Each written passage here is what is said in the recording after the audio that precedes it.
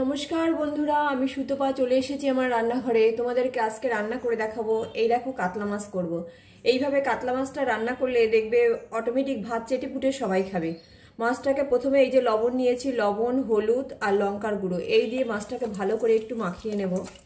মাখিয়ে নিয়ে মাছের জন্য লাগবে, এইভাবে রান্না করতে গেলে মাছের জন্য লাগবে হচ্ছে গিয়ে এই যে একটু কয়েক কোয়া রসুন। দেখাচ্ছি, দাঁড়াও, হাতটা একটুখানি ধুয়ে নিই। আমি হাতটা না ধুয়ে তো করতে পারছি না। এই দেখো, 4-5 কোয়া আদা, এই রসুন, এই দেখো 5 কোয়া রসুন দিয়েছি, এই কটা লঙ্কা দিয়েছি আর একটু আদা দিয়েছি।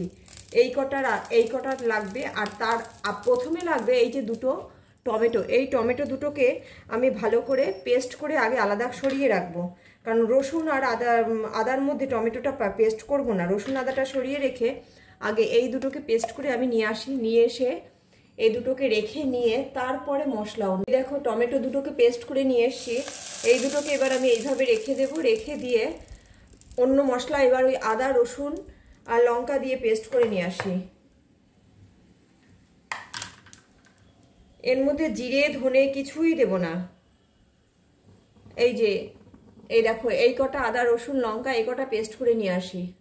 আর এই ফাঁকে কড়াইতে আমি গ্যাস ধরিয়ে রেখেছি। কড়াইতে তেল দিয়ে দিই, মাছগুলোকে ভালো করে ভেজে তুলবো। আগে মাছ ভাজতে যতটা তেল লাগবে ততটা তেল আমরা দেব। দিয়ে তেলটা গরম হওয়ার অপেক্ষা করব। কড়াইটা যেহেতু গরম আছে, এক্ষুনি গরম হয়ে যাবে। দেখো, কাতলা মাছ এইভাবে রান্না করলে বাচ্চা থেকে বয়স্ক সবাই পছন্দ করবে, কারণ জিরে বাটাটা থাকে না, শুধু টমেটো বাটার ঝোল হয় তো বেশ হালকা লাগে ঝোলটা। একবার একটু বানিয়ে খেলেই বুঝতে পারবে যে কাতলা মাছের এইভাবে রান্না করলে কেমন চাহিদা হয়। আর এই মাছটা ভাজতে ভাজতে তোমরা চ্যানেলটাকে সাবস্ক্রাইব করে দাও আর একটা লাইক দিয়ে দাও, তাহলে বিভিন্ন রকমের রান্নার এক্সপেরিমেন্ট করতে আমার একটু আগ্রহটা বেশি বেড়ে যায়। আর চ্যানেলটাকে সাবস্ক্রাইব করলে অটোমেটিক চ্যানেলটা এগিয়ে নিয়ে যেতে সাহায্য হয়। এই মাছগুলোকে এক এক করে আমি ভেজে নেব, ভালো করে ভেজে নেবো মাছগুলোকে।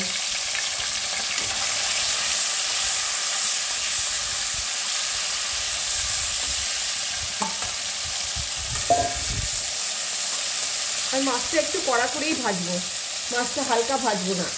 মাছটা ভাজা বসিয়ে সেই ফাঁকে আমি আদা, রসুন, লঙ্কাটা এই যে পেস্ট করে নিয়ে এসেছি, এটা থাক। আর এই একখানা মোটা মিডিয়াম সাইজের পেঁয়াজ কুচিয়ে নিয়েছি।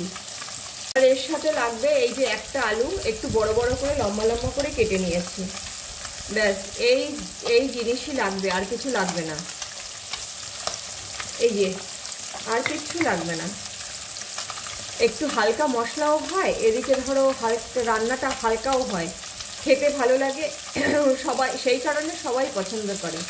আর কাতলা মাছে যেহেতু কাটাটা একটু কম থাকে, তাই বাচ্চারা পছন্দ করে বেশি। বাচ্চারা তো সবজি পছন্দ করবে না, তাই হালকা মশলা দিয়ে ওদেরকে রান্না করে দেওয়া যেতে পারে। জিরে ধনে এগুলোর গুঁড়োর থেকে টমেটো বাটাটা অনেক বেশি সেফটি শরীরের জন্য। এই যে মাছ ভাজাটা হয়ে গেছে, এবার একটা একটা করে এটা নামিয়ে নিই আমি।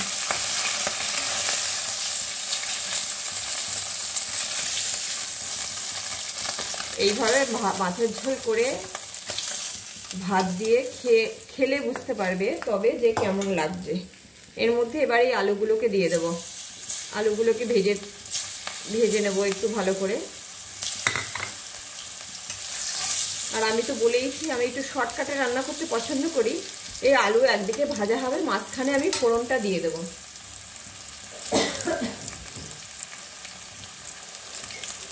এই দেখো, আলুগুলো ভাজা হয়ে গেছে। এবার এর মধ্যে আমি ফোড়নে এই যে তেলের মধ্যে দিয়ে দেবো একটা তেজপাতা, একটা শুকনো লঙ্কা দিলাম। দিয়ে এর মধ্যে দেব হচ্ছে একটু রাঁধুনি দেব, আর কিছু না, সামান্য একটু রাঁধুনি দেব। এই যে দেখো, একটুখানি রাঁধুনি দিলাম, ওই হয়ে যাবে ওর মধ্যেই।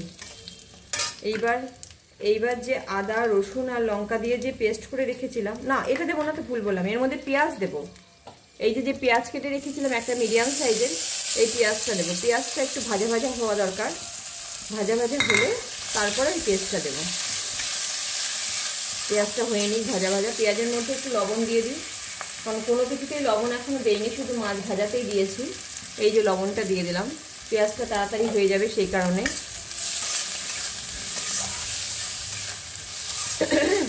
পেঁয়াজের কাঁচা ভাবটা যেই কেটে যাবে, পেঁয়াজটা খুব ভালো করে ভাজবো না, মিডিয়াম ভাজবো। পেঁয়াজটা এই আদা রসুন লঙ্কার যে পেস্ট তার সাথে একটু হবে,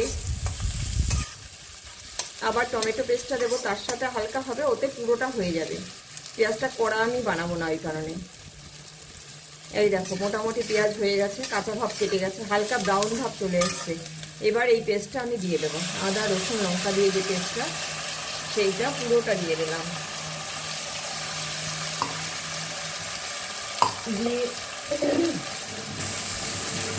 দিয়ে এবার এই মশলাটাকে ভালো করে কষিয়ে নিতে হবে।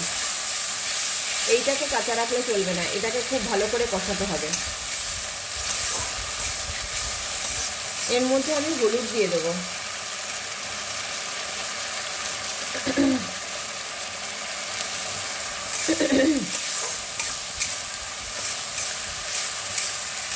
গরম ভাতের সাথে এরকম 1 পিস কি 2 পিস কাতলা মাছ পড়বে, তার সাথে এরকম 1 পিস আলু আর একটু ঝোল পড়বে, ব্যাস কমপ্লিট, আর কিচ্ছু লাগবে না।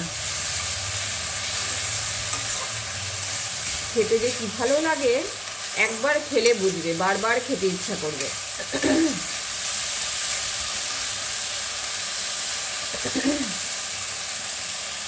এই যে এটাও হয়ে গেছে, তেল ছেড়ে দিয়েছে, এই দেখো তেল ছেড়ে দিয়েছে। এই তেল ছাড়ার পরে এই যে টমেটো পেস্ট, যেটা টমেটো পেস্টটা ঢেলে দেবো।